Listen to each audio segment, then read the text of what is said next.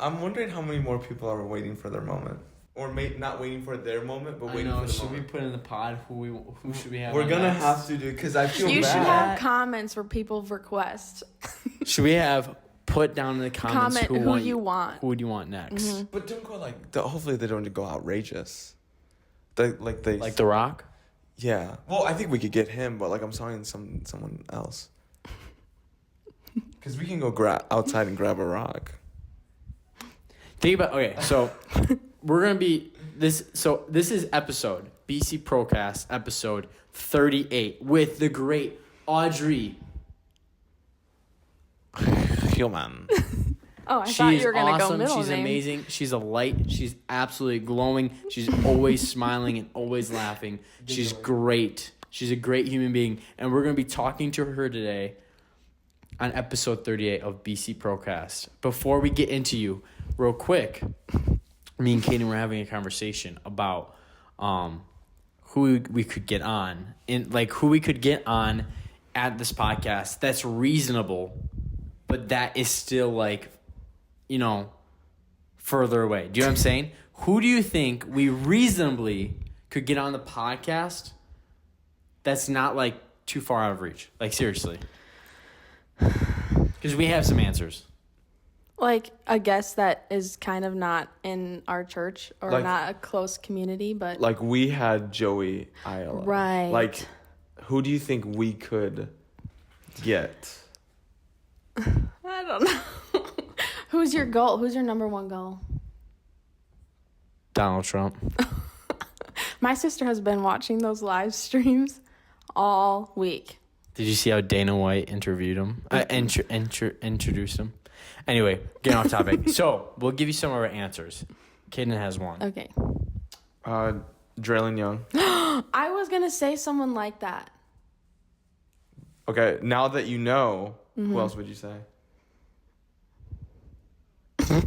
I swear, if we say another name and you go, I was going to say that. Let's see. Another person would probably be James Wilson. That's what I was going to say. I knew it. James Wilson.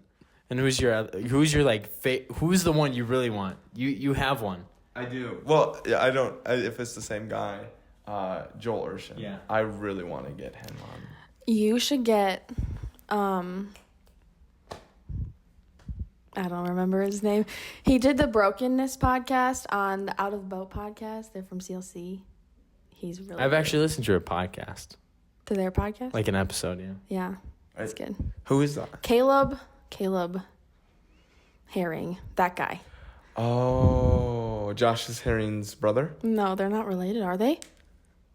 That'd be crazy if they weren't related. Two Herrings and they're in the UPCI? I don't know. Should we start beef? I don't know, so we can get cause attention or something, or should we just be wholesome? I think we should say wholesome. For views. Okay. I mean, by the way, I don't have a go-to cause beef thing to say. Oh, I see. So you're just saying you're putting out that idea and then we would come up with something. It's not you're I know what we should do. I would say they're in a small little dinky while we're on a cruise ship. That's would be the worst thing I would say. I think their podcast is pretty famous, honestly. I know, I'm joking. I'm completely joking. So you're saying they're the cruise ship? How many views do you guys get on average? 1,100 million. Wow. Oh, and 42. And 42 cents. I think they might get 12, And 42 cents. 12 views? No, I'm joking. Can I take a sip of my coffee? If it's your coffee, yeah.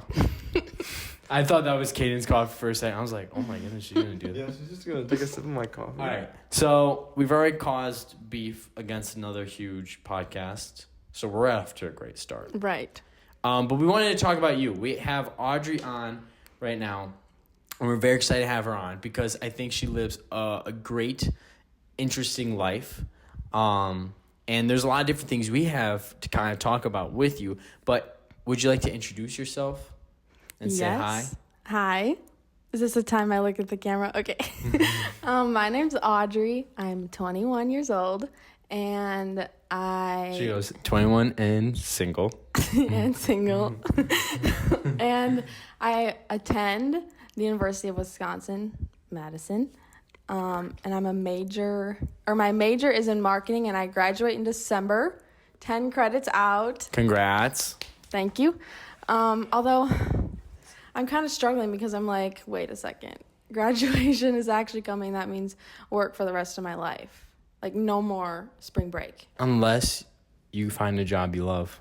I know, Lord. Do you know that Braedon gets the summers off? And spring break. I know. And winter break. Winter break. Maybe I And should have Thanksgiving just break. done that. No, I'm kidding. We'll figure it out. But I don't know. Is there anything else that I should say about myself? What sports did you used to play? Or still play? I did. Oh gosh, there's so many. I did gymnastics and softball, and then those were like kind of half and half, like really young. And then my main sports were swimming. You're laughing. I'm laughing at something else. Swimming and dance and track were like my middle school, high school. Reason why I'm laughing, you can say no. We don't make cuts, by the way, so you can just say no. Would you want to tell the story? No. Okay. No, Audrey. She said no. She said no. She said I knew you guys were gonna ask me this question. She said no. She said no. It's not even that bad. This could be It's the time. bad. No, this could be the time you come out. Stop. Nope. Dude, we're gonna have so many people be like, what in the world are they talking? I watch like YouTube videos and they'll be like, oh, we can't share that, and then they're like, oh, okay, fine, and I'm like, come on, you guys. Don't let someone feel that way. Well, I am now in the position where I can let someone feel that way, and I'm going to stick to my decision. By the way, for anyone who's thinking, she did not do anything like horrible or anything. It's just more in her head. It's more embarrassing. But Yeah, I had a confession, and You already let. No. Stop. Okay. We did this last I'm time. stopping. I'm trying to help you out. Don't say anything more. okay. But it was a bummer. Anyway, so Oh, So- I can't stop smiling. That's okay. Don't get serious on us. This is a No, fun I know, podcast. but like, okay. So, I kind of want to talk about. We'll start from the beginning of like us kind of getting to know each other and everything like that. You started not coming to like Life Point Church. Do you kind of want to talk about like maybe like your progression into like this friend area group along with like your walk with God or like different things like that? Yes. So I grew up at a church down the street. It's a non-denominational church. Was involved in Sunday school and a bunch of things there. And y'all know Nikki. Yes, She's she's been on podcast number 5. She's been on 2, right? She's been. I think she's talking about which episode, Oh. and then I think she's been on 2. at least 2 Yeah.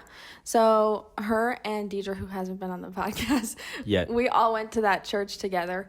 And so someone from our youth group that had already been coming to Life Point, Sarah, she was on the lacrosse team with Jayla. Oh. Yes. Birthday. So she used to go to our youth It's group her as birthday, well. by the way. I saw that. Happy birthday, Sarah. Is she Happy a birthday, listener? Sarah. I don't know, but hopefully this one. I'll tell her she was, Yeah. yeah. Happy birthday, Sarah. Happy birthday, I didn't want Sarah. you to We miss shout you. her out, and then I'm the only one that didn't say happy birthday. Yeah. Well, anyways, she invited us to the worship night at the high school. And so then I couldn't go because I had to work, but Nikki represented. She went. And then she had a great time. And the crazy part about it is Nikki, Deidre, and I, we didn't really hang out much before. Like, that summer was Wow. when we got really close. Like, literally weeks before I started coming to church here. And so they were the ones that kind of brought me along because I was like, oh, fine, I'll go to a different church with you guys, whatever. Didn't know anything like this would come out of it. But I went and I was like, this is strange, but I like it. And I was looking for friends that just gave everything to the Lord because a lot of my friends actually, I didn't really have many friends at church because there weren't many. Okay. Okay, yeah. So, All right. so anyways, then I started coming and I was like, I love this community and I trust you guys. Like I trusted, even though there was a lot of differences, I trusted your walk with God and your fruit And so I was like, I want to dig deep and figure out what this thing is. And that took a long time, a whole year. And it was a lot of Bible studies and conversations and arguments with people. And yeah. I don't remember. I felt like I've known you longer than night of worship. Like when you said I came to the night of worship, I was like, I didn't go to the night of worship. You didn't come. Like when that was like the time where you were going to be, like around that time. I don't remember meeting. Do you remember meeting us? Yes, but I can't recall the exact moment. Okay. Because I seriously do not remember. I felt like I've known you my whole life. Oh, yes, I do remember meeting you guys. My first time meeting you was at your house at that bonfire when Danny and Savannah were there. And then you had, different hair back then. Say it. You had a perm. Was it real? What? Was it the real? perm real? I don't know. Was it? She didn't even know that because it wasn't real. Hey, did that make me more... Oh. Did that make me intimidating? No, but you were just really good at ping pong, so I was like... Wait, what? So then I went to church the next day and met everyone else, because I met you, Matt, and Evan, and Kenzie, and, like, Sarah. Well, Sarah, obviously, but that was really all the people that were there.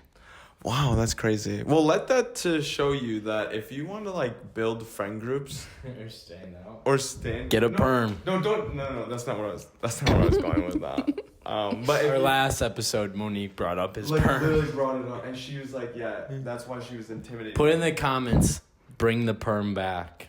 Bring the perm back. No, we don't want that. What about highlights? Nope. Shaving it is enough. Crazy that you just said that. But let that be said that if you want to like build or create like a friend group or build a community with people, have hangouts, because this is the second time that someone has brought up on the podcast about, there's probably more, but this is like the second time, probably Nikki probably mentioned it too, that like building, like having friends just get together and bringing other people, strangers, into it just can captivate people and make them feel like they're at home, kind of thing. Mm-hmm. So you go through, you're right, you make that transition. So what does your relationship with God transform into? Well, before I didn't pray, I didn't read my Bible, I went to church, and that was it. And I had convictions, like I knew I didn't have any desire to do worldly things. But I knew that going into my senior year, which is when I was a junior going into senior year when I started coming, stuff gets crazy then. So, like, I don't know how strong I would have been if I kept living that life of, like, lukewarmness. Mm-hmm. That's not a word, but you can get me. So... like, I'm so grateful that it was right at that pivotal moment in my life where my life was changed and I had support system, like, encouraging me to walk the opposite direction from where everyone else was going. And so then I get to college and I'm like, good, like, we're going to handle this with Jesus, but even though, like, my life changed, like, my relationship with God didn't really get to where it is today until probably my sophomore year of college, which is, I don't know, 2 years ago. And then obviously still getting there, but yeah.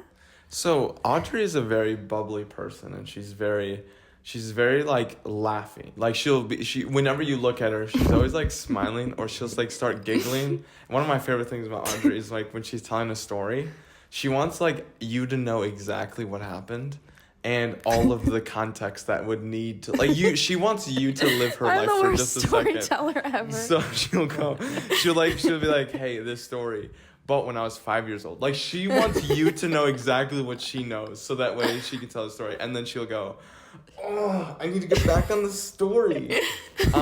But she's very... You remember that one time, Braedon? Yeah. No, I don't remember it, Audrey. Can you say it? There's a lot of Braedon funny should share. stories. He's better at telling stories. That one time at Culver's. No, you share the story. Okay, I was sharing a story at Culver's, and I'm a bad storyteller because I don't know when to stop. She's not. Yeah, she's not. I think so. But I get it from my dad. He drags the story on. And me and my sister are in the backseat like, Dad, you've told us this 30 times. Get to the point. So anyways, I was in the middle of telling a story, and like a lot of times I'm like, oh my gosh, the funniest thing happened. And I hype the story up, and I get through it. And we were at Culver's, and I was sharing a story once, and I get halfway through, and I'm just like, I literally stop and just stare. And everyone's like, hello? And I'm like, oh, sorry, I just got insecure about my story, so I stopped. It was like, seriously, like it was a good story. We were all listening, and then she's and we're like, Audrey? She's like, yeah, no, I just got insecure. I'm kind of done telling it. And I'm like, we're all listening to you. You can't do that. And then later that night, we went and got spring water, fresh spring water from actual spring. Tasted very gamey, as some people say for meat. What? Oh, I thought it was fishy. That too. I was like I was saying a joke. Oh, I'm so sorry. I'm insecure with my joke. That should be a thing more often. Yeah. Should we just start saying I'm insecure with something and just stop? Just start running and be like, just stop running and be like, I'm sorry, I'm insecure about running. But even though you're making jokes about like insecurity and stuff, one thing, so you're in college right now at UW-Madison, which by the way, yeah, big brain. Mm-hmm. Big brain. D1 D1 school, literally killing it in the sport. D1 brain. D1 brain. Oh my goodness. D1 knowledge. Yep, Guess what D brain I have? D0. Because it's 4, 3, 2, 1, 0. Oh, so you're saying I'm what?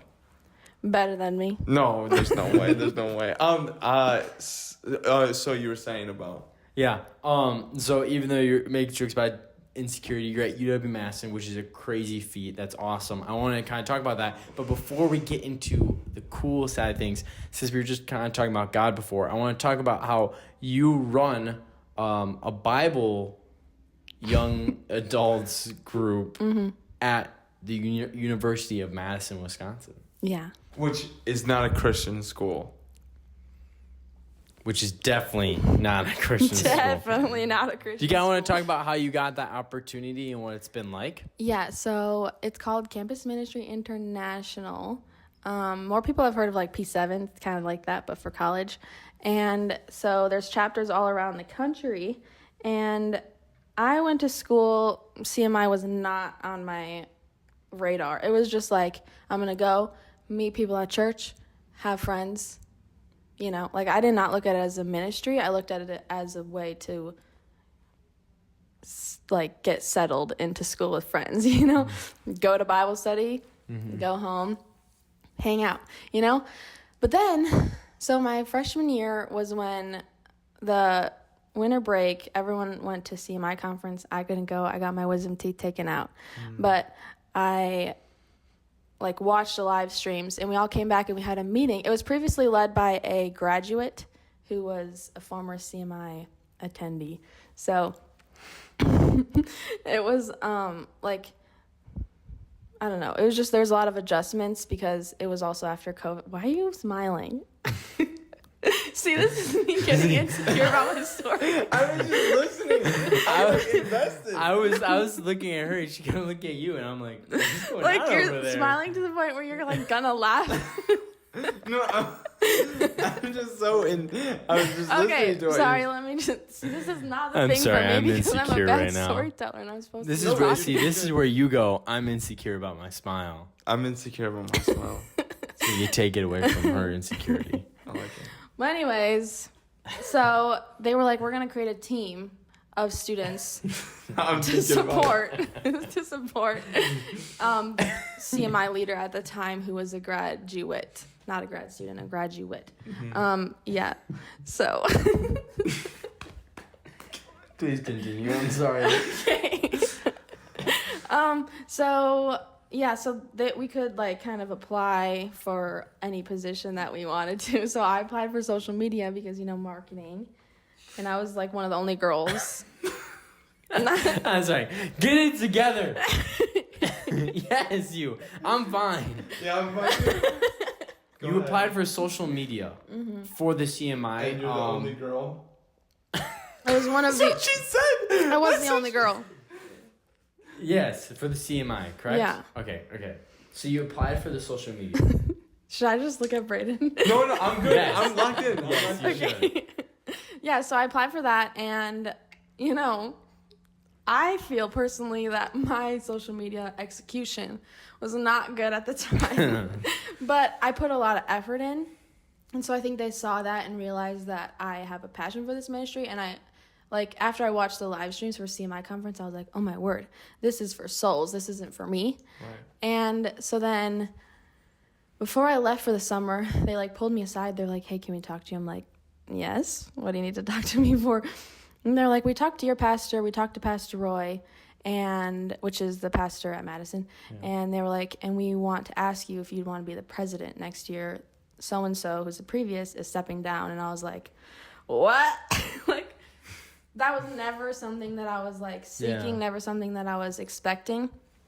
And I think I was chosen for a number of reasons. I was young, so I had a lot of opportunity for growth. You were going to be there for a while. 3 years, 4 years? Yeah, 2.5 actually. Gotcha. But like technically 3 years because I was a sophomore. So yeah, so I think like I was not. So I had to pray because I was like, okay, I was not expecting this. Let me go pray first. So I prayed, and I felt like it was definitely something that I was called to. And so then that burden, like I kind of sought the burden because like I didn't have it before. And so then we went full swing in August, and it was a mess. But we figured it out. And I've had lots of opportunities to improve, and thank goodness for our hyphen leaders who helped me through it, because they have lots of experience with CMI. Their her parents were CMI leaders at Madison for years and years and years and years and years, and she grew up through it with her parents. So they know a lot, so they helped me through it. But yeah, so now we're here, and not where I want to be yet, but I have one semester to hand it off, and it's going to get... But God specifically told me a few months ago that I was called to prepare the way, and so that's what I'm doing, prepare the way for the harvest, which I don't think I'll be able to see, but yeah. Wow. And can you talk about your recent night of worship? Where it was about to rain, but then it... Oh, yeah. So we had a prayer outreach thingy, worship thingy outside. Midwest is not great for outside events because every time we try and do something, it's cold. And you don't want to do like really big events like right away or right at the end of the semester when it's warm. You want to do like October, April, March. But, you know, it's always cold the days that we choose. And that day that we were going to do it, so I asked you guys to come and do it, but, you know, music practice, so I was like, oh, darn, I forgot about that. So then I asked for help for music from church in Madison, and a lot of people canceled and were like, I can't make it. So we had a guitarist, one singer, and none of us can even sing like well at all. Like no one's assisting this one singer, like because we're all shy with our voices. So that was hard. And then we had a cajon, and so we were planning on just worshiping, praying, asking for people if they need prayer. And so we did that, but it was a little awkward, and it was pouring rain the whole day. And so I was praying all day long for God to stop the rain, and he did. Right immediately when we got there, it stopped, and it was like the sun was coming out. It was nice. It was a little chilly, but not bad. And so we just were praying and worshiping, and then we started to break off into groups of two, like a guy and a girl, because, you know, don't want two guys walking up to a girl. So we went in with guys and girls, and just asked people for prayer, and 10 people said yes, we want to be prayed for. And so we got to like lay hands on 10 people. That's so cool. And it's crazy because we like do stuff all the time. We're like handing out flyers, or we're inviting people to worship nights, or handing out Easter eggs with a scripture in it or something. And people, they don't care. They don't want it because people are always handing stuff out on campus. So they're like, I'm good. I don't want another thing to look at or join. So when we were asking for prayer, it was like we had 10 people is like we probably hand out like 50 flyers. That's but like still in amazing, comparison, though. it's just a flyer versus prayer, you know? That's amazing. And so it just opened my eyes to see like people want Jesus. They don't need free food and candy. They're hungry for the Lord. Yeah. And so that was encouraging, but we're planning on doing that again probably, but. That's awesome. And seeing how you talk about like outreach and stuff, we recently went on a missions trip to Kenya. Mm-hmm. And I think you've had great experiences there and maybe open your eyes to different things. Would you like to run through some points that stood out to you, or like things that you felt God really moved in your life during that trip? If you haven't watched the Kenya episodes, go watch them. Yes. There were 2, right? There was like a official one. But then the one that was 2 weeks after we got back, so you like talked about it a little the first time. Yeah. And then okay. I do remember that. We had like extreme jet lag. We're like mumbling through the whole one. Were we? Are you talking about the one with Jayla and Nikki? No, the one that was just you and I. Oh, I was kind of sleeping. No. What were you saying? Well, Kenya was life-changing for me, and I think everyone else involved. What do you want me to say? Well, okay. Explain. This is what blew my mind. So we had the meeting where they're like, hey, we need to know if you're coming by this time. Hey, we're doing this meeting about like, hey, like just basically telling us about how much it's going to cost, what we're expected to do, all this stuff. Take me back to there and your feelings towards that. Okay, so Nikki's like talking about how she wants to go to Kenya. I'm like, oh my goodness, Kenya, woo, yay. I got the email, but I was like, okay, what next email? I did not even consider. Like, I was like, oh wow, that'd be a cool opportunity. But like, and then I was convinced to go to the meeting, and I was like, okay, I'll go to the meeting. And I went, and I'm hearing May 1st. I'm hearing $3,000. I'm hearing, a bunch of other things. And I'm like almost in tears because I'm like also hearing life-changing miracles. All your whole close friend group. My whole friend group is going. Like all of them except Matt and Monique. Love you. But like I was just in that meeting. Like I went to the bathroom and started crying after the meeting because I was just felt so heavy. Like I need to go, but how? Because the finances, I was like, that's hard, but I'll get there. Like God's gonna provide. I trust that. But the exams, that was where I was like, I don't know. So my exams were May 5th through the 9th or something, and our trip was April 28th through May 11th. So right in the center of my exams. And so I went home, emailed all my professors immediately that day, and everything all worked out. Like I definitely had some stressors during Kenya and maybe or maybe not failed an exam. But it's fine. I didn't fail the class at all. And so I knew God was supposed to have me go because of how many roadblocks were moved in order for me to get there. So I just gave it my all, and I was like, I'm here, and I'm excited to be here. And take me through the specific life-changing moments where you almost felt like God has placed something either on your heart or that where God is actually life-changing, or where something grabbed you on the arm and Yeah. So, just pulled you. So you guys all know about the Tumani Center experience. That was life-changing. That was a moment where I was like, holy cow, God is so cool. And then there were some other moments at the pastor seminar, and then that last night with the staff, that prayer meeting, lights off and everything. I don't want to go into all of the details because they're all in the other podcasts, so go watch them.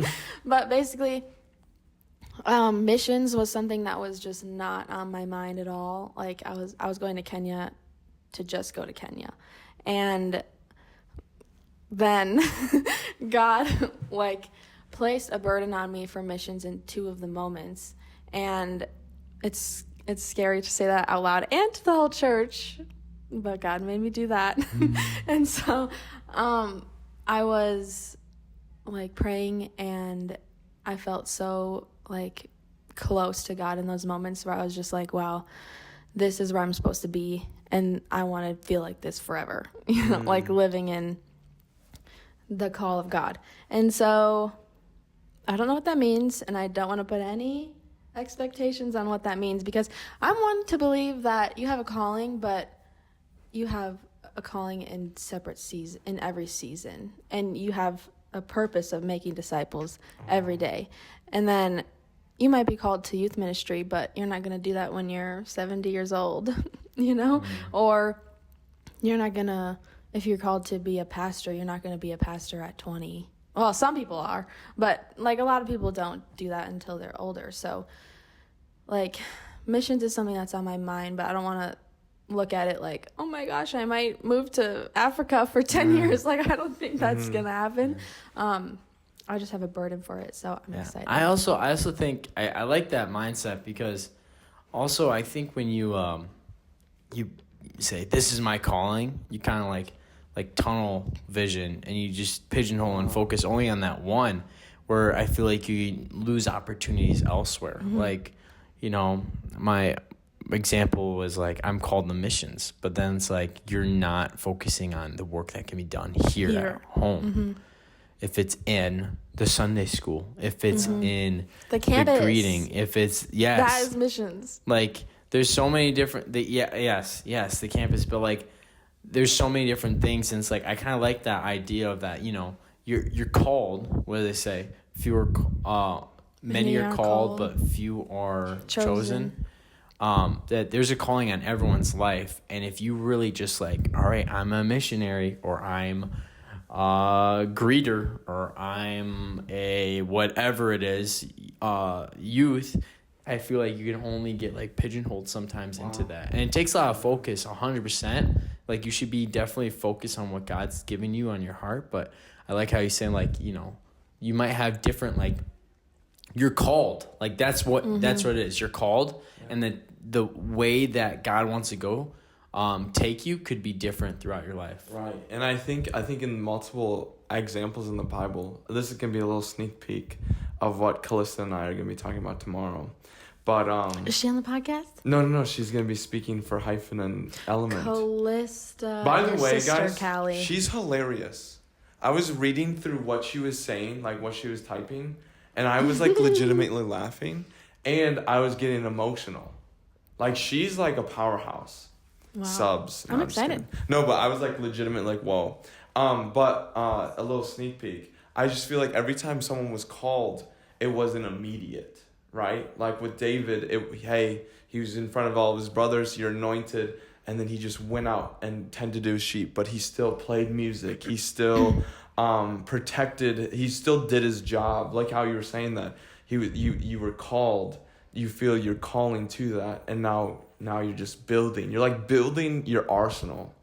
You're building your strengths. You're refining yourself, so that way when you get to that calling, that you'll be like, all right, I know exactly what I need to do. And like, be dangerous. You know what I mean? Like, I'm sorry I'm going off a little bit right now. I think we're talking about this. I think it's a great thought. It's like, be dangerous. Like, be at the level where like there's not a single spot in ministry that you're lacking in, or you're not focusing on. Like, you're called to ministry, and be dangerous in that. Like, you know, we've heard the comment before, like, when you wake up and put your foot on the ground, the devil goes, oh no, he's awake, or oh no, she's awake. So good. Like, be dangerous in that way. And I kind of like, and this is all stemming off from the point of like, you know, I think you're called to ministry, but like different seasons in life can call you to different things, which I think is really good. And were you gonna say something? You go ahead. No, you. Hey, what did you have to say? Well, I was just going to build off of that, saying like a lot of people expect you to say a position that you're called to. And I think that can be dangerous because then you're going to seek a position, but you need to seek people and like where you can find a ministry every single day. And like sometimes God might not have you in a ministry like that's explained, like you can explain in one word. Like I have so many things that I want to do in ministry at some point in my life, but like it's not like one specific thing that I'm like, this is it, you know? Yeah. I think that's really cool. And also I loved hearing like the stories when you were opening up in Kenya, when we were having like those meetings and saying how your mind has been shifted about like who God is almost. So my question to you is, after Kenya, all that stuff happens, what now does your like relationship with God look like? Has it shifted at any ways, or did you have new perspectives throughout your life, or whatever it may be? Yeah, a lot has changed since then. I think one thing was just putting the routine in of having those moments in prayer and worship before we went out for the day, because I'm not a morning person and I don't like to wake up earlier to pray, and I'm definitely working on it. But like I take my moments in my car, because now I have a 30-minute drive, so it's perfect amount of time to like really get in there. And if I don't, I have the way home. You know? And so like I think the thing about lingering and like in my time with God, I have really like taken a step back and just sat there for an extra song or an extra 10 minutes or something. And it's just changed a lot with finding rest in God's presence, because I'll like, say through what I need to say, read my Bible, get through my chapter and say, thank you, Lord. Okay, next, but like, that's not always restful. And I want to find the sweetness in God's presence. And so taking time to just chill out and sit there. And I don't always have to be saying something. So I don't know if that's the answer you were looking for. No, I think that's beautiful. Last thing on Kenya, do you want to talk about how you're such a great prayer warrior, that when you pray for people, stuff happens? I wouldn't say that, but well, I guess, the God does things. But God. I'm so happy you guys did that right now. Because I was saying, I need to get that little dance on video, and now we have it on video. Will you do it with us next time? No. Like right now, you're saying? Yeah. Like the next time it fits. Yeah. Oh, I'm too shy for that. No, it's just us. The whole It's world just me is and watching. Caeden. It's just me and you. We do have 1,101,042 Right, people exactly. watching. So, you guys know this about me. I'm bad at doing things on cue. I can't do an accent on cue. I can't do a dance move on cue. I can't do anything. I'll do that dance all the time whenever no one's watching. But like when someone's like, do that, I'm like, no, I'm scared because you're watching me. What if we don't watch you? You said that last time. It didn't work. You're still watching and they're watching. I guess that's fair. Okay, anyways, back how... So, in Kenya, there was are you talking about the ladies outreach thing that's beyond this? Okay. Also, there's another one apparently I missed that happened. But go ahead. What? They were both at the ladies thing. Oh, they're both... Okay. Well, unless you have a different... No, apparently that's it. Okay. I just didn't know where the other one was at. So, we get there. This day was really tough for me. I was like mentally fear. I had a lot of fear. I had a lot of, spiritual stuff going on. Just like feeling not ready for the day. Like I didn't want to do it, basically. And I know a lot of other people were going through similar things with, like, being nauseous and being, like, sick on the way, right? Mm-hmm. That happened? Yeah. And so I get there, and, again, not really... I'm like, nervous because there's tons of people, like, so many people, and they're all crowding us. And, you know, physical touch is not my thing, but we have to put those things aside for the Lord. So... I get there and praying for people, stepping out. Oh my gosh, this story's so hard to tell because I don't know like what to say. But basically, I'm praying for this lady, and she starts like, you know. We're getting asked, hey, these people are Reach 7 is about to go pray, or Ripples and Reach 7 is going to go pray for someone, and you saw a woman. Yeah, so Pastor Ian was saying, for if anyone needs healing, raise your hand. And I noticed this girl, and I was like, okay, when we go pray, I'm going to go pray for her first.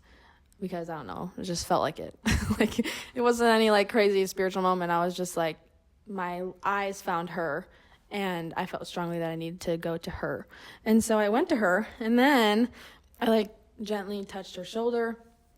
And then she then grabbed me like this, like really hard, and I was like, oh goodness. So I wasn't expecting that, but I just kept praying because I don't know, she needed healing, so whatever she needed healing for, I don't know. And what went through your mind about why you thought this lady was touching you? You're really gonna have me say this, aren't you? She said, "You're really gonna have me say this, don't you?" You don't have to share. You don't have to keep pulling on there. You don't have to share anything if you don't feel comfortable. No, I feel comfortable. I don't know if it's like good. Am I good? Yeah. Share? There's no So I thought she was like trying to like touch my skin because I was just touching her shoulder, which was like she had a jacket on, and I was like, maybe she just thinks that touching my skin will help her get her healing. I don't know. And so that wasn't the case. She was possessed and was going a little resistant on me. And so I kept praying, and I didn't leave. And I felt like I should have left, or I wanted to leave at that point and like just not deal with it, walk away. But I didn't leave. Like, I remember that going through my mind, like, I need to keep praying. And so I kept praying, and she started, you know, dancing around, and then fell, and I, like, carried her to the floor. She's pulling you down, and you were trying to catch her so she didn't hit something. Yeah. And so the Ripple staff come and help me because, like, I am, like, holy cow. I'm, like, shaken up. Never experienced this before. Did not expect that. I'm like, wow, that was powerful. Like, I could feel the power. My goodness. And so I then step away a little bit, and then, you know, Eric and Dana come and assist me and, like, kind of help. And then I just, like, stand praying from a foot away, you know, because I was a little shaken. But, yeah, that's what happened. And then that happened another time. The other girl wasn't possessed, though. She was just, like, praising really, really a lot. But I think the story, you know, seeing it from a ways off, you know, it's a little comical just because you see, like, the interaction falling on the ground and just, like, the shock. But the cool thing about that is like, you were able to encounter a spirit that wasn't good, and it was overpowered greatly by the power of God in the name of Jesus. Mm-hmm. Like, nothing can stand against that. And, like, obviously, like, that's another thing to think about. Like, that person came wanting deliverance from that, and the spirit then had to lash out because they had a warrior of God, like a person coming up and confronting this evil head on with, like, there might have been fear in the moment just not knowing what's happening, but, like, knowing that there's a heart that's filled with the Holy Spirit. So that's a cool encounter that, like, that there's so much power in the name of Jesus, even whispered, than anything that could come against that. Yeah. I think it's cool that, like, demons, they want to stay hidden. Like, they want to work undercover, and so that we don't understand what's going on. But then when those reactions happen, it's like they're being revealed. Yeah. And it's like they're getting angry because we have more power. And when you see that, it's like, it seems scary, but it's like, no, they're scared. Yeah.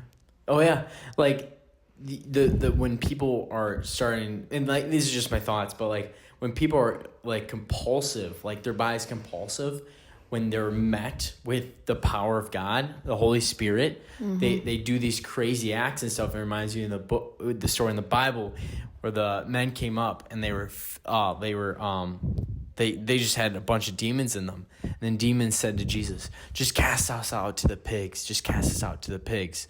And then he's like, fine, I'll send you out to the pigs. And the pigs ran and jumped off into the river and killed themselves. Yeah. But like, they just don't, there's nothing they can do. You know what I mean? So I think that's where, I think the tying, the compulsive move is just like, they're just trying to get away. They're not trying to, they're not trying to be eliminated. You know what I'm saying? And going off what you were saying, like, they are more scared of you than you should be scared of them. Like, even with that man that you're talking about that had, like, the legion, like, he ran to Jesus and was like, oh my goodness. Like, they are like, oh my goodness, please stay away. Like, what are you doing here? Like what you were saying. Like, they were so afraid. And I feel like their biggest tactic is fear. Because I feel like when you're fearful, you almost like, it's like your natural response is fight or flight. And we like to flight. We like to take that option. We like to just like hide. We like to cover. I remember when I was a kid, whenever I was scared, I would cover my face with my blanket at night because I'd be like, if this is my safe spot. But as I grew up, I started realizing that any fear that comes over me, I'm taking over dominion over it. I'm saying, no, this is my place. You know what I'm saying? So, like, I agree with you where it's like, and what you guys are saying, it's the fear that what God is going to do to them and what they know Jesus' name. And that's the thing that they get afraid from. Yeah. Which is just mind-blowing. Yeah. Besides those encounters, before we move on from Kenya, because I just feel like there's a lot from Kenya, and we have some more topics to talk about.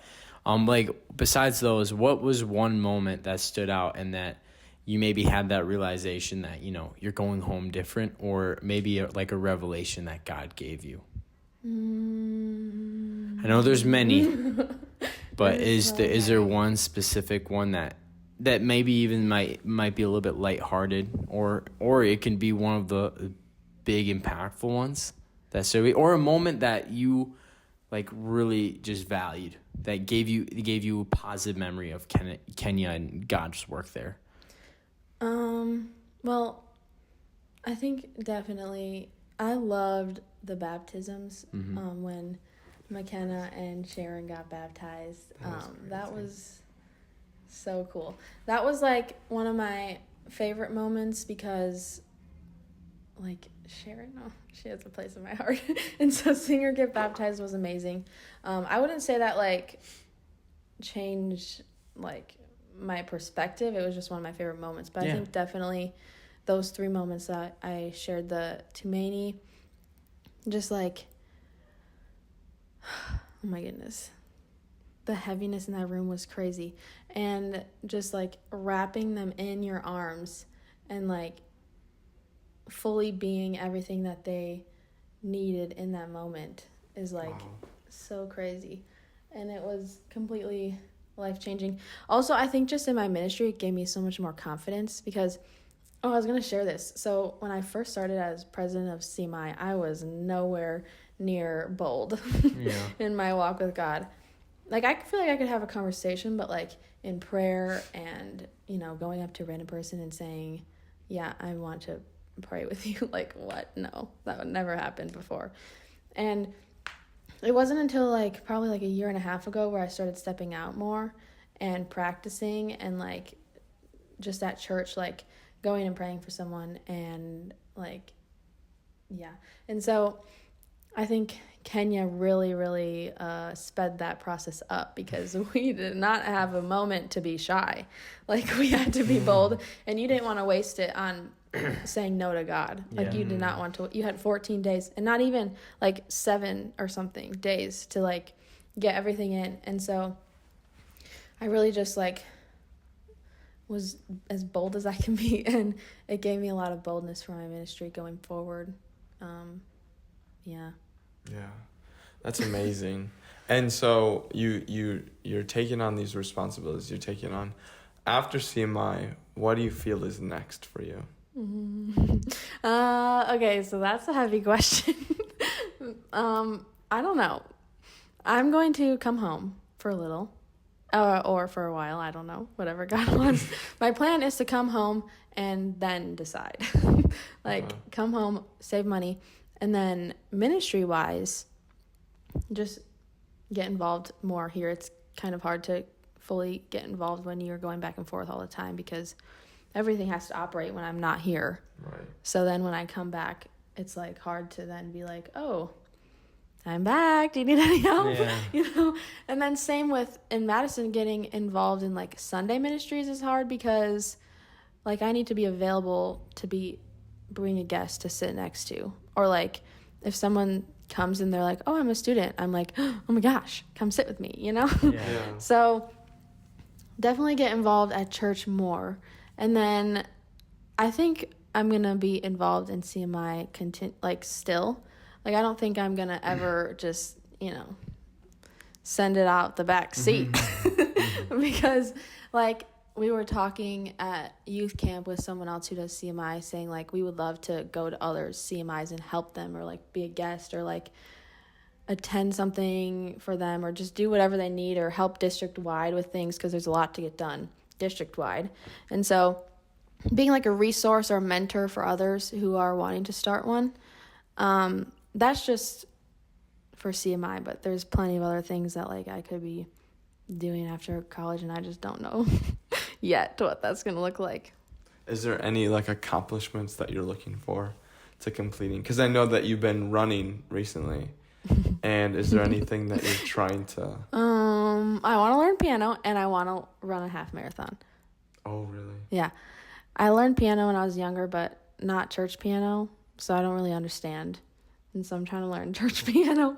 Not to like be anything crazy. I just want to, enjoy playing, like maybe second keys every so often. Mm-hmm. I say I want to pass you up, but I really don't want to do that. Like, please don't worry about me. Yeah, no, it's gonna be exciting when you're home again for a little bit or a while. Those opportunities will grow. My friend actually, he's training right now for a half marathon to run. Yeah, so my mom said to me the other day, she's like, "Are you still running the half marathon?" I'm like, "Mom, don't say that to me because that is gonna be like, oh, maybe I shouldn't because I'm struggling to do this, but I have faith that I can do it. But I'm not at school, which is hard because all my roommates are runners at school, and so I'm so motivated. They just ran 8 miles.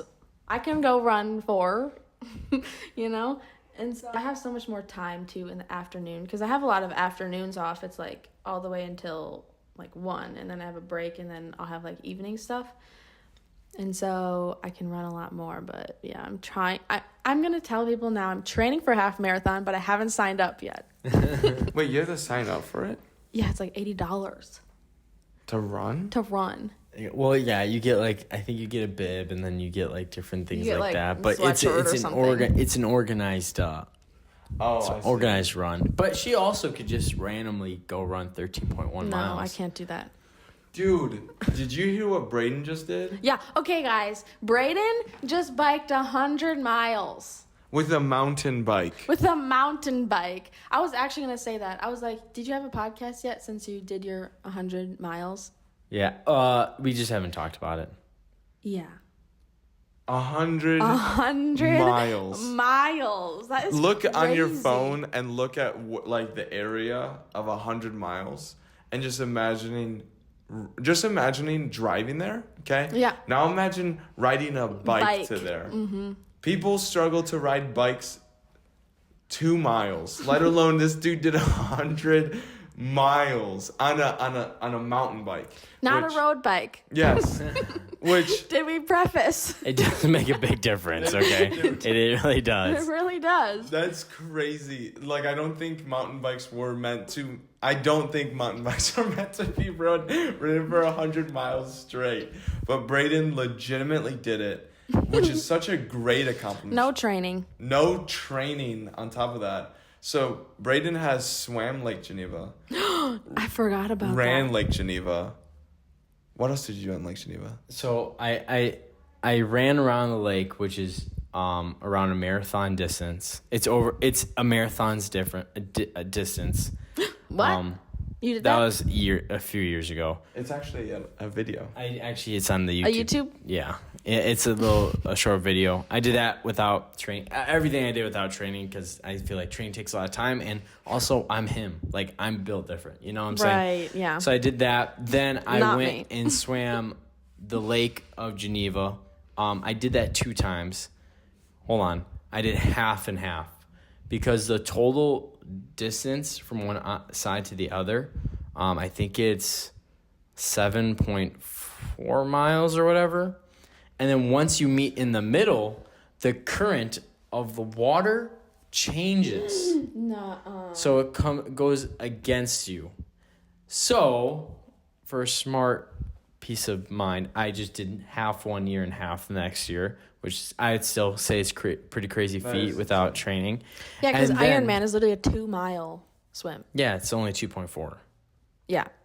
So half that of 7 is way more than the Yeah. Ironman. So you ran, you swam. And then I just recently biked 100 miles. That's crazy. This guy, if you ever like, man, I need motivation, find a Braedon and be Braedon. like, dude, what is your motivation? Help me become the greatest. He's like seriously a person I look to for a lot of things, but one of them being like being athletic and training myself and building my body into an absolute iron giant, which he's already that. So he graces me with his wisdom. But 100 miles swimming, he could literally, dude, I don't know even, that's crazy to me. 100 That's miles. crazy.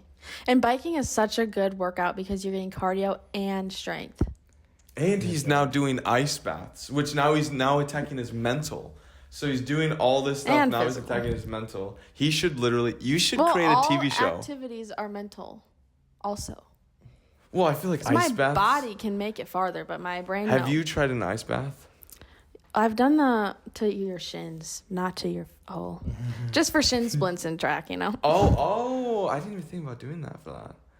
That's a great thought. I used to get shin splints all the time. Mm-hmm. I should try that. But I feel like ice baths are like, that's a mental game. Mm-hmm. Yeah, the one I just did recently, I put like 2 full like big ice bags into it. That was by far the coolest one I've ever done, and it like hurt. I did 7 minutes, and in each minute I dunked my head, and it is tough. It's tough, but I do it with some other guys as well.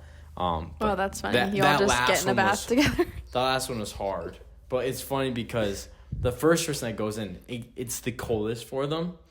And then the next 2 people, it gets a little warmer because you had a full body temperature in there. Maybe the ice pours out when you get in and submerge. And so I was making fun of my friend. I'm like, next time you're going in first with 2 ice bags, because he was like, dude, 10 minutes, and dunk your head all the time, 10 minutes. And I'm like, Oh, no, you were in there? I'm like, there's no way, dude. I was like, actually like shivering stuff. I think Oh, there's, because you do it separately. You don't all get in together? yeah, no, there's just one bin, a gotcha. small bin. But, and honestly, that would make it warmer too if you It have would. body temperature. Yeah, so in now there. I get the whole warmer thing. I was like, it's like 2 seconds Yeah. later. I don't think your body can. Yeah, because I was in there 7 minutes, and then I got out, and then the next person goes in, he gets out, and then You the should third add person. ice after each person. Yeah. Whoa, dude. Well, I was actually gonna. I probably wasn't going to. Ice baths are the worst thing. That would have been so he's not good with it, but he said he was gonna come yesterday. But then he ended up not. But honestly, if he would have arrived yesterday for that one, I don't think you'd ever want to do ice bath again. I don't think you would ever fully trusted me. I did one in the winter, where there was no ice, but it was like freezing, and so there was snow on the ground, and I went down into it, and I did it for how long? 7 minutes, I think. There. I did it for I think John usually does it for maybe 6 minutes. It was something 6 or 7 minutes, but I did not dunk my head. But oh my goodness, you feel like pinching. It almost feels like a bunch of pinching around. Mm-hmm. Yeah, but enough about that. So we'll get to the wrapping up of this point, but I want to kind of talk about you're at UW-Madison. Yes. For what again? Marketing. What's like something cool? Can you teach us one thing about marketing real quick? Okay, so it's interesting because marketing is so huge. Like, everyone sees social media and they see advertisements and they see ads. But like the side of marketing that I feel like I am better at than that type of thing is like analytics. I don't want to go into analytics, but I feel like that's a strength that I have in like brand management, because when I had my first marketing class and I learned of all the things that are in marketing. So like you have your one class, Marketing 300. That was the best class ever. It was so interesting. And then you take like, I don't know, 7 other required classes for marketing, and they all like tap into one unit of that, because you learn like everything in the first thing. And so like if you think about like 7 classes deep diving into one part: marketing research, brand management, digital marketing, social media, product management, all of these things, and then strategy and all that, like there's so much more that people don't understand that is in marketing.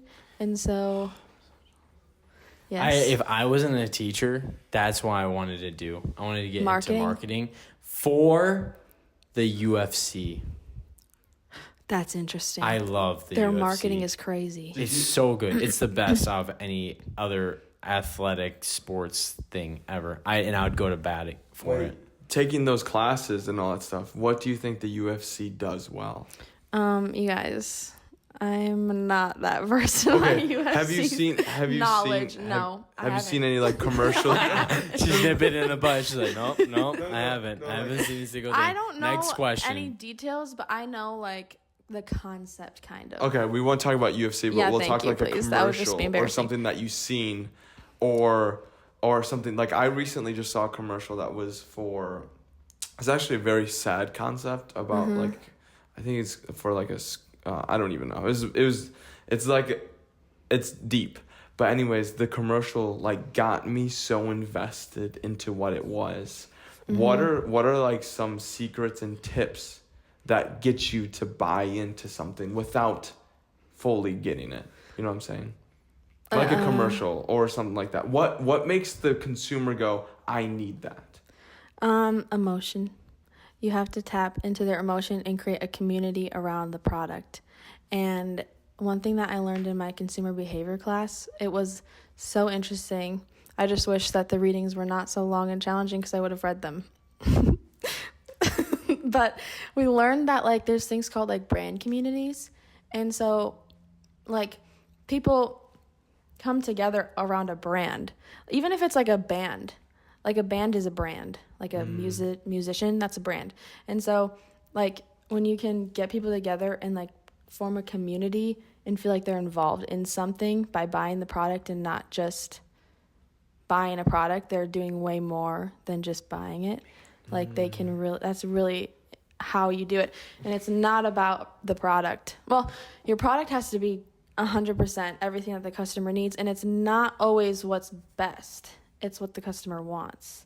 And so like that kind of behavior and psychology and mindset is really what I'm interested in, is saying like there's so many times where brand has like done something so cool. It's like this feature was amazing, but it didn't do well at all because the customers didn't want that. They wanted something else. Do you know what movie your guys' classes should watch, or you should watch? Fly Me to the Moon. Have you seen that movie? No. Should I watch it? Yeah. Okay. For advertising and marketing, it's insane. Are you laughing because you agree or? No, I'm like. I agree. I was like, I agree. You agree? It's a great movie. For that, I'm like, I wanted to go in business marketing. Can I tell you my favorite commercial I've seen? Tell me. I've even forgot what it's for, but the emotion's still there. Can you hold this? Yep. All right, so I watched this one. If you guys have seen it, let me know. You probably have. There's this one where it shoots to this grandpa, and he's like at his house. He walks out to his garage, and he grabs his kettlebell, and he's like lifts it and sets it down, and it's like 5 pounds. And then it shows a time lapse like of over the times, over days, over weeks, over months of him coming in and grabbing a heavier and heavier kettlebell and just lifting it up and setting it down, lifting it up and setting it down, doing reps. And he's like an old grandpa, and he'd go back out and come back in, go back out, come back in. They'd show him through summer, they'd show him through fall, all that stuff. And it gets to the point where it's winter, and you see him walk into, with his wife, walk into his like son's house, and his granddaughter runs up to him, and she's like, "Can we put on the star on the Christmas tree?" And then he picks her up. I've seen that one. And sets the... Right? Yes. I forgot what it's for, but that I was like... But here's the thing, though. That was not a good advertisement. I know, because I forgot what it was for. It probably was like Toyota, let's go places. Just like, I don't know. Probably I think something it was probably like an insurance thing, but it was very, very good. Yeah. See, so we watch a bunch of commercials in my class and like look at a bunch of different advertisements, and like we'll look at one and compare, like that was a great commercial, but if you don't remember what it's for after it didn't do its job. Yeah. So what companies are probably the best at marketing? Or what companies did you guys look at? By the way, I'm so fascinated into this. I'm sorry. I know, it's really interesting. I should show you some of my notes because I have saved I'm all my notes. serious. I'm serious. I would love it. Yeah. I think we talk a lot about Pepsi and Coke because they go at it. They go at it. Apple's brought up a lot in my classes. Sweet Green is doing a lot of interesting things. We talk about Sweet Green all the like time. the place that's like the salad bar salad thing. place. Yeah, it's very good. I'm trying to think. I haven't had. Does Nike and like Adidas, are they talked about? Under Armour? Yes. I feel like the problem with Nike and Adidas is it's for like a specific group. I feel like Pepsi and Coke is for like it's tailored for everyone. But I feel like with Nike and like Adidas, it's like these dudes sweating Gatorade or sweating doing stuff. And like some people may watch that and be like, that was cool. Yeah, but from a marketer's perspective, you watch that and you're like, that's good. Yeah. Also inspires you, and also you don't have to be doing that. You can be a fan because Nike sponsors so many different athletic teams. Mm-hmm. Man, I'm so into this. Yeah. What about Kleenex? What were you telling me about Kleenex? That's not what it's called. It's tissues. Yeah. The amount of times. Okay, this is what it's called. That's amazing. It's called. I forget. There's a term. They're like facial tissues or something like and that. Band-Aids. Yeah, that Band-Aids is not what they're called. No, it's bandages.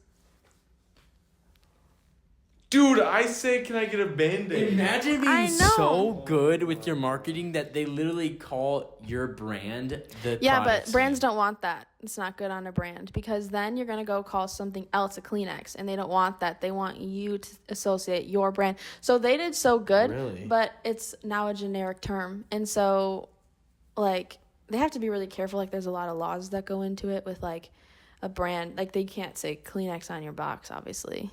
Well, obviously, we know that. But, like, you have to, like, come up with different terms to call it. Like other brands? That's crazy. Yeah. That's crazy, dude. I feel... So why wouldn't it be good? It's not good because then you're taking branding... Someone can steal your branding, basically. Like... They do, like, the same color of box as Kleenex's box? No. Like, when you call... I can't think of another brand. Understand. What is that one brand? Vic? No. You can make one up. I have no idea. Plants. You have plant tissues, and then you have Kleenex tissues, and you call plants Kleenex, you're diluting the brand because that product is not yours and it's not as good as yours. Yeah, I guess. Yeah. That makes sense. Yeah. There's a lot of other ones that I can't think of right now. My mind's just... If you find more of them, can you send it to Braedon? I'll comment in the podcast. Okay, sweet, because I'm actually curious. I'm actually really You can curious. literally just do a Google search. It'll be there. No, but it comes different for Can me. I tell you why I love the UFC? Please do. And why they're the greatest marketing ever. Yeah. And how if I wasn't a teacher, I'd 100% want to work for the UFC. Mm-hmm. One, Dana White's amazing. Don't know who that is. Trump White, 2024. Gotcha. He's spectacular. They've grown their business. He paid, I believe, $4 million or $2 million for. Let's start $2 million because it makes it even greater. They paid for it for $2 million. Guess what it's worth now? The UFC. So Dana White and the Fertitta brothers, they bought the UFC for $2 million. Sorry, for $2 million for the rights and everything like that. Okay. Guess what it's worth now? $1 billion. Around $13 billion. Okay, I And need to that's come just to one of growing. these fight nights. Oh, please do. Invite me next Oh, time. please do. So not only that, not We do invite yeah. you. Where were you at the last one? You guys showed up Probably. super late. We went to that dinner for the one, and you guys, I did not show up to any fight ever. She wasn't there, but We've always invited you, Audrey. you're always invited. Yeah, but... Everyone's always invited. Okay. We can just split the pay-per-view with more people. That's why everyone's invited. No, I'm joking. We just need to do TV now. We're gonna split payments for that too. So Okay. not only that, so they've grown, but throughout COVID, they were the only sports related entertainment that was putting on events to watch. Because Dana White is loyal to his people and they figure things out and they work on. I'm a big Dana White fan, but also now let's talk about the UFC and marketing. UFC is a master at storytelling. Right now, I'm making like really serious eye contact with you. I'm sorry. I'm not even realizing. Normally, I get weirded out by that, Okay. but yeah, we're good. I'm just like really intense about this right now. They're spectacular at storytelling because what they do, they build up fighters so then you have an emotional response to them, either if you wanting them to win or to lose. Is it a real thing where it's like they plan out who's going to win and who's going to lose? No, that's not a real thing. And that's what makes the UFC amazing. Also, Are you another sure? thing, Is there a thing that is 100%, that, though? 100%. No, but does that exist? There's some in boxing. Okay, that's what it is. Yeah, I didn't know that. I'm calling I out learned boxing. about that in one of my marketing classes. That's all I know about some sort of fight Boxing thing. is corrupt. Is And UFC, they WWE. plan who's going to win. Yeah, that. Something. Well, It's this somewhere. I learned about it. if you guys are big fans of WWE and you don't know what I'm about to say right now about WWE, please close your ears. Don't say it. Okay. No, say it. Go on. If you love the WWE with all your heart and you don't know what I'm about to say about the WWE, please close your ears. I'm going to say in 3, 2, 1. It's fake. All right. Okay. Now. That's yeah. what I was saying. Yeah, that's what that one is. Okay. So if you're, I'm just you can getting clarified. unplug your ears. It's you not can an listen now. unknown thing. I Yeah, literally learned but about I it just in don't marketing. say it again. Just because any WWE fans. Okay, right. Especially if they're younger. So, boxing. Can I do this right now? Is this okay? Yeah. Are you interested? Sure. This Okay. is marketing. I know it is. I just don't. That's I the think thing. we're losing a is lot of people sometimes right you're working now. for the most uninteresting brand of all time, but you have to make it interesting because it's You need to still watch marketing. Fly Me to the Moon. Okay. It's good. It's great. We would watch it with you. Okay. Yeah, let's do that. Sorry, it just So back to Registered. this. To go at boxing right now, We would have to do it which soon. which Dana White is not fine with the boxing organization here. I know. I'm going right now. So boxing right now, they have a bunch of. Right now, this is a small couch, dude. Boxing has a bunch of different organizations. So the UFC, that's an organization. gotcha. They practice MMA. That's like the fighting. sport they do. Is that like Mixed Conor martial McGregor? arts. Okay. Conor McGregor does mixed martial arts. Okay. Israel Adesanya, he does mixed martial arts. John Jones does mixed martial arts in the organization the UFC. of the UFC, Gotcha. the Ultimate Fighting Championship. It's like we're Christians, but we're in the UPCI. Yes. Okay, so boxing, there's boxing, which is MMA, but MMA has like the UFC and then whoever cares about Bellator, ONE FC, and Pride. And I don't even think Pride's out anymore, but there's like those other different, PFL. Those different things. Who cares about them? But the UFC is like the guy. In boxing, there's a bunch of different, what are they called? Managers. There's a bunch of different organizations. There's a bunch of different, Sponsors? no. Like just managers, essentially. That's what there's a different word for it, I'm forgetting. They have a bunch of different ones. So they have endless amount of like titles, like belts. The UFC has, should I count them out right now or no? Doesn't matter. Yeah. There's flyweight, there's bantamweight, there's featherweight, there's lightweight, there's welterweight. So there's 5. Then there's, after welterweight, there's middleweight. Thank you. Then after middleweight, there's light heavyweight. And then after light heavyweight, there's heavyweight. So there's 8 belts for the men's division. And then there's some for the women's division. So there's only 8 belts. So there's only 8 champions at a time. So when you're the champion of that weight, you're the legitimate champion of the weight. In boxing, I don't even know how many. There's super light heavyweight. There's feather light heavyweight, super heavyweight. I'm making that up, but I'm being dramatic. Just point. They have like a fight. And by the way, go back to our numbers. Flyweight's 125, bantamweight's 135, featherweight's 145, lightweight is 155, welterweight's 170, middleweight's 185, light heavyweight is what I said 185. That's 205, I believe, and then I believe heavyweights, I think it's like 215 to 265 or something like that. Or 225 to 265. Huh? Dang, Yeah. Yeah. That big, dude. Anyways, like there's a cap. You can't be over 265. And I think the last two, middleweight, so it's welterweight, middleweight. Yeah.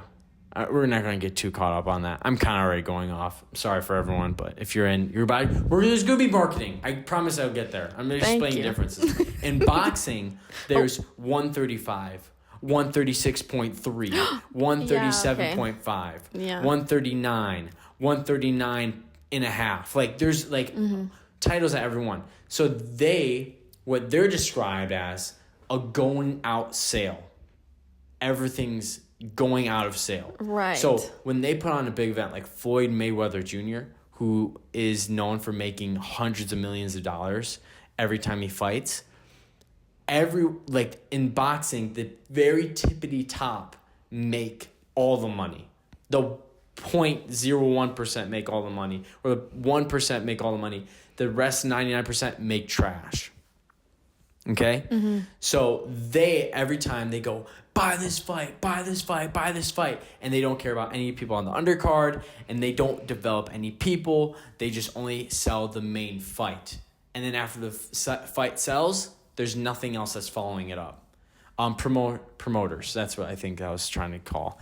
Okay. Are you still with me or no? You can be honest with me. I'm still with you. Okay. The UFC now, they use their marketing to build up every fighter. They came out with the show, which really blew them up. There's one fight, Forrest Griffin versus someone. That fight took them to the next level because that was the time. Man, I'm really going into it. I'm sorry. That time, Forrest Griffin versus this other guy, they were on TV, but they were known as very like, what's the word? Very, like, this is very, like, they're fighting people. Like, people are fighting and bleeding on television. It's Aggressive? very graphic, aggressive, stuff like that. Like, violent. Thank you. You're welcome. It's on TV. It's on TV. It shouldn't be shown. But during that fight, people were calling people. People were calling people and saying, hey, are you checking out this fight? Are you checking out this fight? Checking out this fight. From that fight, it blew them up. And I could talk about, like, their deals they made and stuff. I won't do that because that's even more and more time. That blew them up. After that, the next thing that blew up the UFC when they first starting was The Ultimate Fighter, or Tough. Their reality show where they put a bunch of fighters in a house and they have one team and another team and they fight each other. And at the end, there's two fighters at the end for each division. Whoever wins, they get a UFC contract into the UFC. So they're not in the UFC. But they do that because what they do, they need constant rising stars. They need constant people. So they bring two big names in the UFC to come in and bring coaches. And those coaches then train or teach these fighters that are been fighting at local organizations. They bring them in. And I'm sorry, right now I'm kind of feeling insecure about this. That's okay. Do you? No, I understand because you have not talked about a single ad this entire time, and that's the point I'm trying to get across. That all right there is marketing. Yeah. And so the show, they bring them on, they get these people up, and they push these people, they give them stories, they explain their lives, and now they're into the UFC. And these are not even the biggest names of the people in the UFC. But you're at the point in the UFC where you can know a handful of people that are outside of the top 15. Or you know the top 15 in each division, which that's crazy. How many divisions are there? Did I say the 8? Yeah. And you times that by 15 people, and there's more than 15 people in each division, but there's a ranking of top 15. And that goes to marketing where, like, Conor McGregor is the biggest name that's come out of the UFC by far. Mm-hmm. One of the biggest combat sports names ever. Mm-hmm. There's Muhammad Ali, Mike Tyson, Conor McGregor, Floyd Mayweather Jr. I don't know if even Anderson Silva was up there or anything like that, but there's huge, huge names in combat sports. And Conor McGregor is one of them. He came out of the UFC. Oh, what was I going with that? Oh, anyways, he was on a main card at 303, UFC 303. So the 303rd pay-per-view fight they've had, in which you have to pay for. They get people that pay almost $80 to watch a fight card, on top of paying the ESPN Plus subscription. Anyways, so they're creating such a great, strong community and fan base with marketing as well. Man, we've lost so much people, but I'm still sticking with this. Okay, listen. So Conor McGregor, the biggest name out of the UFC, he's fighting Michael Chandler. He cancels his fight. He got injured. He broke his toe. What do you think is going to happen with that pay-per-view? It's going to go all the way down because the reason why people would want to watch it to see Conor McGregor. But do you know what Dana White does? He pivots. So he releases a video and statement, and he's an amazing promoter, amazing storyteller. He does a great job.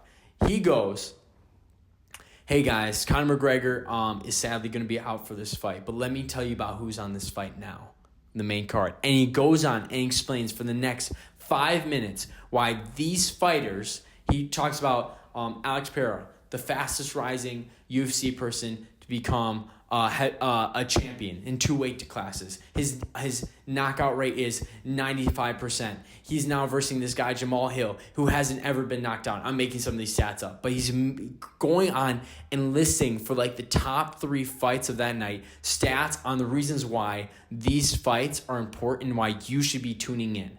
And you get to the point when you're watching the video that you almost forget that Conor McGregor was supposed to be on this fight card. Wow. I'm sorry. That was a long rant. But basically what I'm saying is that I love the UFC. I think they're amazing marketing. I think they have a great establishment of like core values and their mission statement is on brand. And they don't care about what people are doing. They're just delivering events. And they also, one thing that he really prioritized is that the live experience has to be just as amazing as the one on TV as well. And that's what also builds community as well. Yeah. Actually, oh, dude, should I stop? I have one last thing. Go ahead. Okay, this is a different thing as well. This is your podcast. I'm sorry.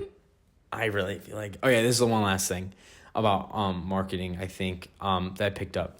So I was watching these guys. They created this run club. Mm-hmm. And from this run club, they created this free product. So this free experience. So you literally show up.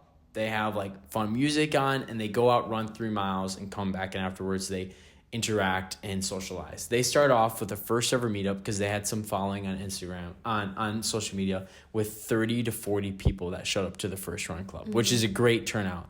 Now they're pushing at least 700. Wait, what's this called? I feel like I've heard of this. Where is it? I can tell you after. Okay. Gotcha. So they are now around 700 people at their run club, live, in person. Like, think about like a lot of terms in marketing where you have 700 people live at an event, and now you're having marketers and different companies coming in and supplying like free things like Ghost, which is like an energy drink thing, came in. Celsius has done stuff. Gymshark has shown up and given like free things and free apparel. But what you do is like you create a free experience to the point where you build community behind it. Then after that community, then you can say, hey, you know, you've been showing up for the last couple of weeks. We're getting a large amount of people live in person. If you like this brand, if you like this name, if you like this run club, we've created this product over here that you can purchase to represent the brand. And then it's like a shirt, and then they're coming out with towels. And then from there... And then the run club gets paid by Gymshark. Yeah, well, the run club probably doesn't even get paid by Gymshark, but they bring free... At least they bring free things. Because Gymshark, they're like, we're having 700 people live. You know, we pass out maybe 100 shirts, but then what you do, you spend that investment there, but then you get lifetime then supporters because of the experience that you're given. Yeah, so interesting. I'm sorry. No, don't be sorry. Let's talk about Audrey now. No, please. No, I actually thought that was actually really good. No, it's interesting because, like, I've watched some of your episodes where you're going into your little branding thing, and it's interesting because you understand that it's not just the social media and how good you can make your social media look.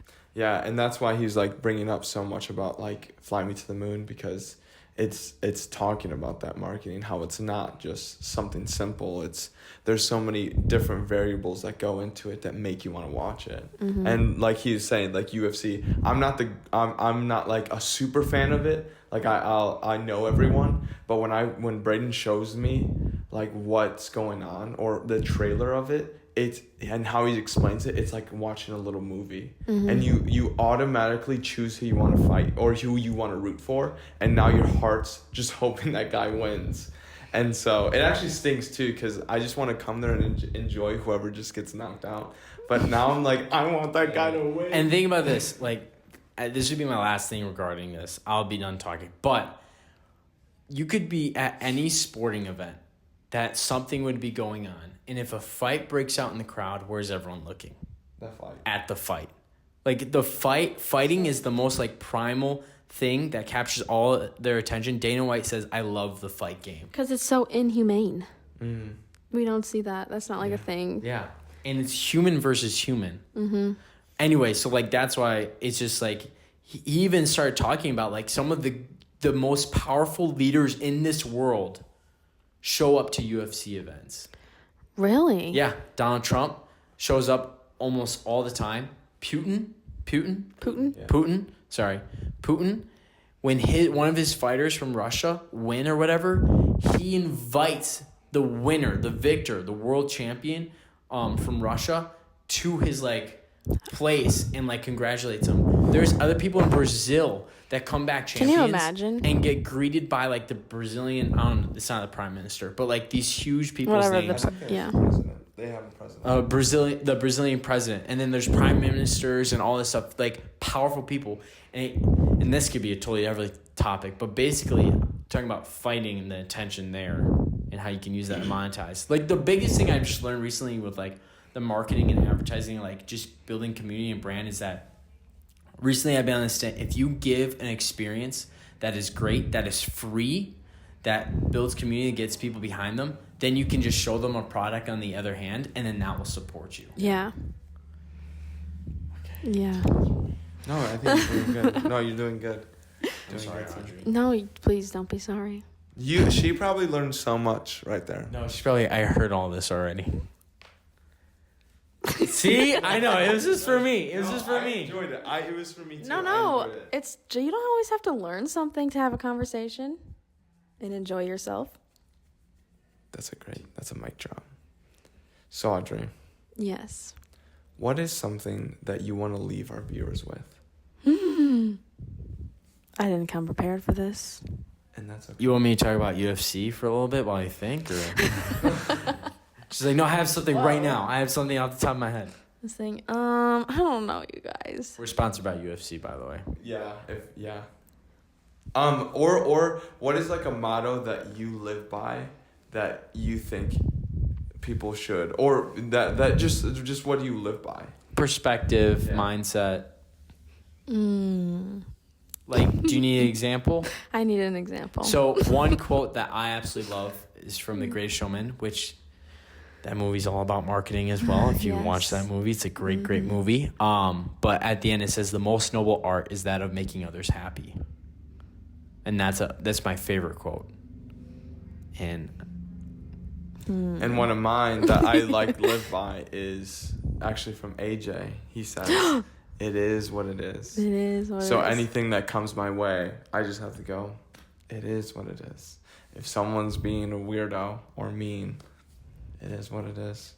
Just let it slide. The first thing that comes to mind, I'm not a quotes person or a one-liner person, as we know. I take 70 sentences to get my point across. But you know the song from Ariel, I Want to Be Where the People Are? Oh, yes. Yeah, that's me. Oh, you want to be where the people are? Yeah.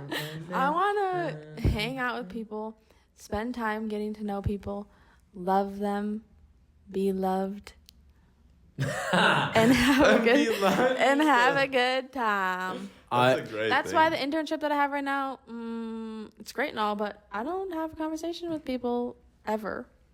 And I don't like that. Audrey, I know me and Caeden can speak very, very highly about you.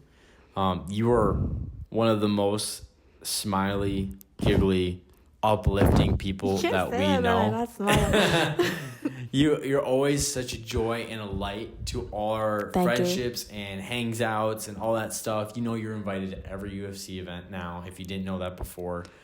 But we are definitely in awe of the attitude I think you bring to life. And like, I know you say you don't really have one-liners or quotes to live by, but like you definitely embody the idea of like, you know, life is not too difficult. And if you treat it with the attitude of love, with joy, with happiness, like that's what you're going to receive as well. And if you go into it each day, even if you're not facing those feelings, but if you bring that attitude and that feeling, you then create and you control the environment and the feeling around you. Yeah. Thank you. And we are very, very honored that you were able to. I've kicked it so many times. We are very, very honored that you've taken this time to speak to us. And just I'm honored. Have a great conversation, Audrey. I tell you this all the time. I seriously, when you're not around, I miss you. And when you are around, I love the conversations that you just, you put so your nice. ears into and that you just speak into. You're never a person that has a bad light. I claim that that never has a bad bone in her body. And it's actually gotten to a point where I literally asked her once, I said, hey, I don't mean to like sound rude or anything, but like, have you ever had anything bad happen to you? Because she was just... No, but pause.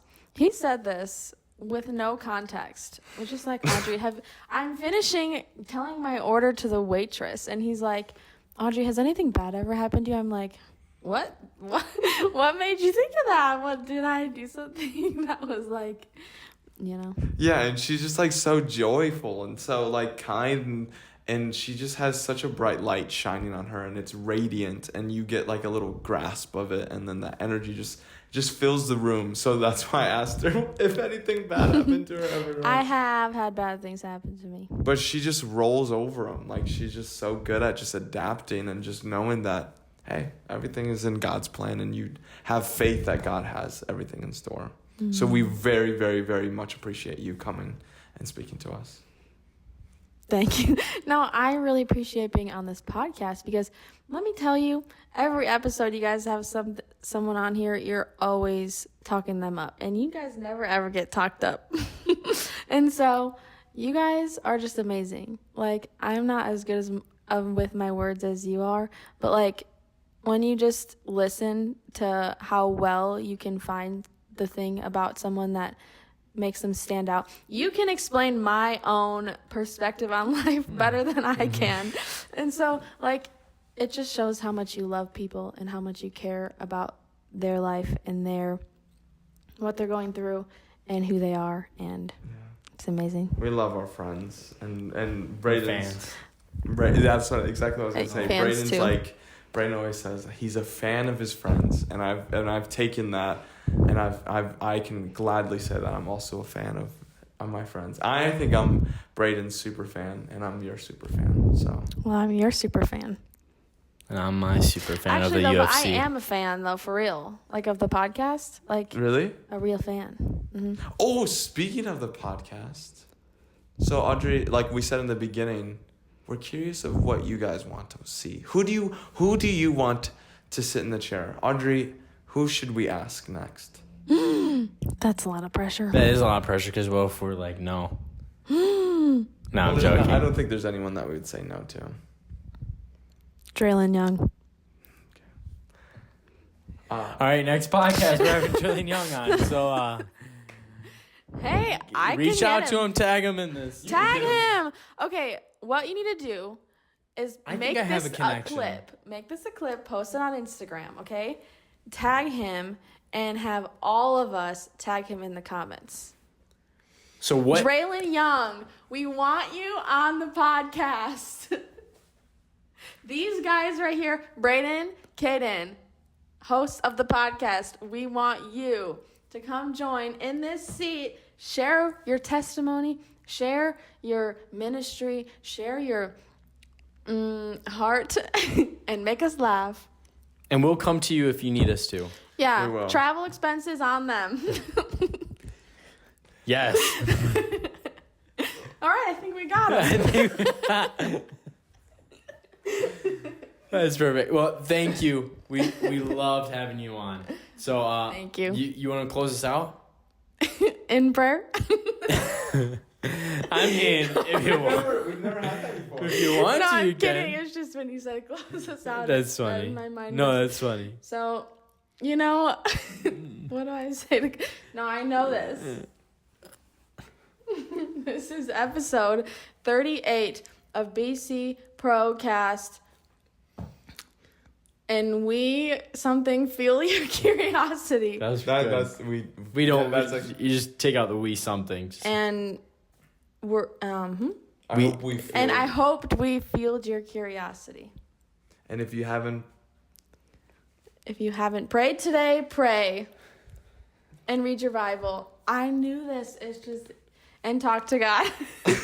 And then you're gonna like and subscribe and comment what you learned. And who you want on the next podcast. Yeah, make requests for who you want. And please go to Instagram next. Well, maybe in a few days because it might not be up yet. And repost the clip. Of Braedon. For Braedon Young. Promo for Braedon Young, please. And thank you. Please. We're starting a campaign. We're getting Braedon Young. We're getting him. That's our mission. Starting now, that's our mission to get Braedon Young. Mm-hmm. He's like, who are these Where's he random from? people? Michigan. Is he from Michigan? Wow. First Church Heights. I think that's That Michigan. is- I think I know someone that goes there. Across the country. No, wait. I don't think it's across First the Church. country. That's a long boat ride. Yeah. We're going to travel in a little boat. That's what we'll look like. Or we'll do this. Thank you for watching the episode with the wonderful, amazing, spectacular Audrey Human. Peace. Wait. Audrey. Oopsies. Audrey, that was spectacular.